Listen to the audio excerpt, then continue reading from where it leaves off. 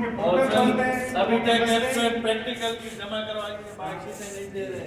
आप लोग बोले भाई। सर प्रैक्टिकल के लिए एब्सेंट मार्कशीटें जमा करवाई हैं, इन्हीं का ही बंदा लेके वो भागा हुआ है, वो भी नहीं अभी तक दे रहे।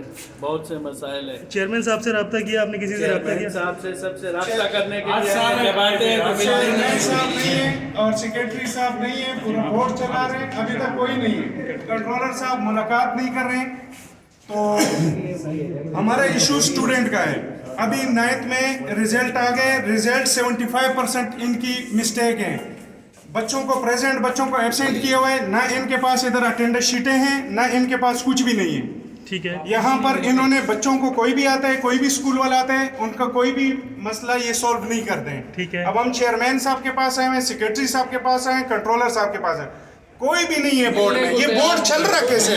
हमारी फीसेस, हमारे ऊपर फीसेसों का बोझ लादा जा रहा है, लेकिन आज हम आ रहे हैं, हम कम से कम आधा घंटा हमारा हो गया, कोई भी मिलने को तैयार ही नहीं है हमारे आप लोग साथ। कराची के सारे इलाकों से आए हुए हैं? हमारे कराची से ये सारे इलाकों से प्रिंसिपल हजरात है, ये प्रिंसिपल हजरात है।